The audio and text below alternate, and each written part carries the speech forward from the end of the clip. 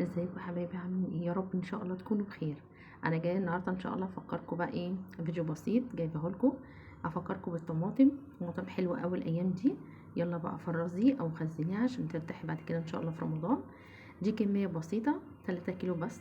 انا هغسلها واقطعها واحطها كده على البوتاجاز لمده مش هتبقى اكنك بتطبخي اي حاجه، وحطيها جنبي كده، ما فيهاش اي تعب ولا اي حاجه.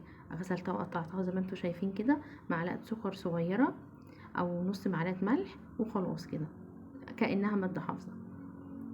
هحطها على البوتاجاز زي ما انتم شايفين كده من غير نقطه ميه، بس اوطي عليها بس مش اكتر.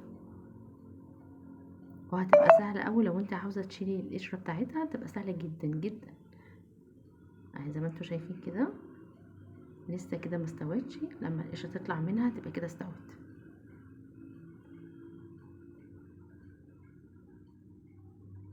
كده بقى هي استوت اهي. عاوزه تطلعي منها القشره وتضربيها في الخلاط او الهاند بلندر من غير قشر ماشي، مش عايزه تخليها ماشي برضه. وخدي بقى حطيها في اكياس الكميه اللي انت هتطبخي بيها عارفاها طبعا. نحطها في اكياس ونطلع وتبقى سهله جدا واكنك لسه عاملاها بالظبط. يا رب تكون افدتكم ان شاء الله وكده وفكرتكم، وان شاء الله الفيديو يعجبكم. حلوه ازاي وسمكها حلو ازاي، ما فيهاش حاجه ميه خالص. وبالهنا والشفا، مع السلامه.